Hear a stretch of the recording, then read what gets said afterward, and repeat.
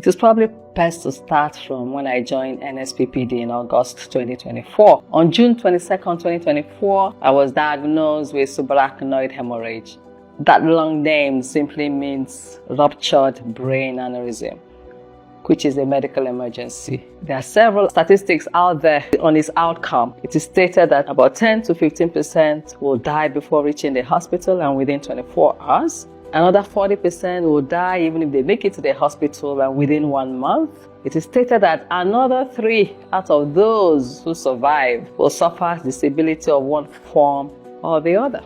It started with symptoms of severe headache, neck stiffening, my mouth feeling guarded. It was a thunderclap of headache, which was very intense and came suddenly when I was entertaining people at home on this fateful day in Cairo on the 22nd of June. I spent about 2 weeks in hospital in Cairo where I received treatment, including a certain extent, but I still had crisis after I was discharged, such that I had to be evacuated to a London hospital where I received further treatment, a reinforced stent for another 10 days to 2 weeks. I was discharged with advice to return for checkup in 3 weeks. I was grateful to God for healing, and because I hadn't been cleared to travel, I took a train with my family. My kids had come to meet me in London. They had just vacated from school. We traveled by train to Paris to begin recuperation. But here comes the story. 3 weeks down the line, August 2nd, I returned to London for the scheduled checkup. The scan revealed that the brain aneurysm had not closed. That was a rude shock. And according to the doctors, I had 2 doctors. According to the radiologist, he said the blood in the brain was still filling through what he then called a back door. Well, they kind of explained to me what the options were, and they followed it up with a written report. They gave me 2 very scary options, which were really no options at all. The first one was to retreat the aneurysm by using a certain balloon, inside it somewhere there to divert the flow. They also told me that this option, while not being certain, also had the risk of a stroke. The second option they presented me with was to do nothing because I was due to return in 6 months anyway for a further checkup and see what happens. They were also quick to let me know that option had the risk of loss of life. Like I said, there were none options. My husband and I were initially frantic, but at some point we said, you know what, let's see God at work. The only option the way we were elected for was to wait and seek the face of God, face Him squarely. At some point, we knew that this was a battlefront. At that time, I had heard of NSPPD, but I never joined. Well, during this period, one of them came back to me and said to me, why don't you join this platform?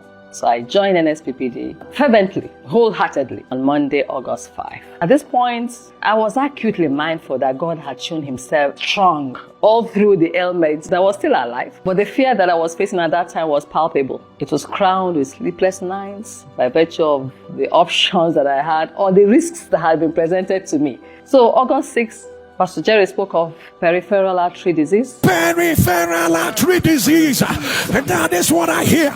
Peripheral artery disease. If you are the one, put it on the live stream. The devil is a liar.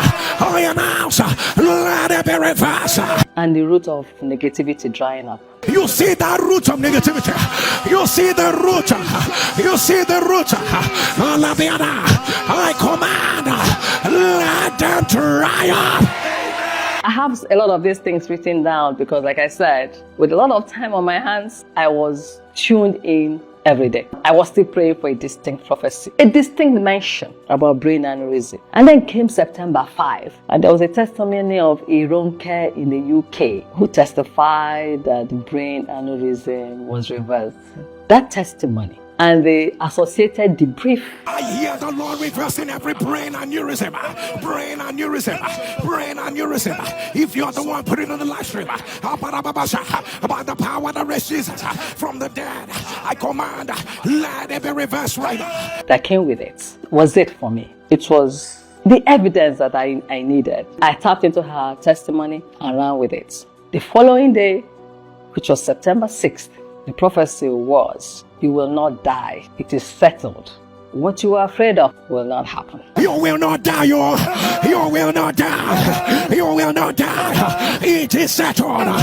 What you are afraid of will not happen. A few days later, on September 9th, and as guided by the man of God, Pastor Jerry, I wrote my testimony, at least up until September 9th. I wrote the testimony for what happened from June 22nd, but I also wrote the ending of the testimony. And that was that when I go back in 6 months to do the scan, that my brain will be normal with no trace of aneurysm, and that the feelings that they have seen earlier will have closed and there will be no more feeling. That's how I closed that testimony. On October 10th, I was to have an interim IVDSA, but here in Cairo, the only reason I wanted to have an interim IVDSA was in a sense to accelerate the evidence because I was a whole lot more confident. So the scheduled 6-month checkup will have been on January, but I decided to bring it forward. So I wrote the doctor, neurologist, and said to him, since the interim IVDSA assessment couldn't hold, can we do the 6 months earlier than 6 months? He jumped on it. As soon as I sent the email, he came back in and said, why not? What dates are you looking at? I quickly switched my prayer points on the platform as I prayed for a report on December 20th that showed the reversal of what they initially saw. On that fateful day on December 20th, my evidence was delivered. I underwent several rounds of scans at the hospital in London. I had gone into the procedure at 11 a.m. on the 20th of December, and by 2 p.m., I met with the doctor to review the scans. The doctor said to me, Mrs. Awani, I have good news for you. All aneurysms occluded. I sat back and I said, what does that mean? In layman's terms, he said, it is all closed. All aneurysms closed. He then went on to say that I can now go and sleep peacefully.